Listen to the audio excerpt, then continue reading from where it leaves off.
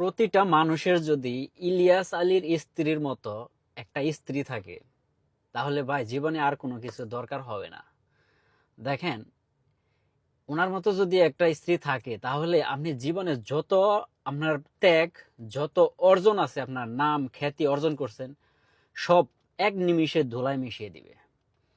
ইলিয়াস আলী ভারতের বিরোধিতা করে, ভারতের বিপক্ষে কথা বলে একজন গুমের শিকার। সে আজ পর্যন্ত সে কি জীবিত আছে না মৃত, সে কি ফিরে আসবে কি আসবে না, কোথায় আছে কি হালে আছে, কোনো খোঁজ খবর নাই।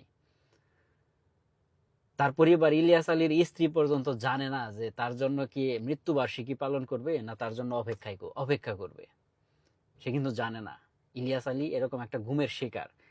আর সেই ইলিয়াস আলীর স্ত্রী যে পার্লামেন্টের সংসদ সদস্য, সেই সংসদে গুম অধ্যাদেশ বাতিল করা হয়, আর ইলিয়াস আলীর ওয়াইফ মুখে কুলু পেটে থাকে, তার মুখ দিয়ে একটা প্রতিবাদী শব্দ বের হয় না।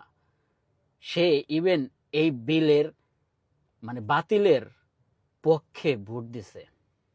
ভাবতে পারেন ভাই, মানুষ ক্ষমতার লোভে কি করতে পারে। এটা তো শুধু ক্ষমতার জন্যই, তাই না?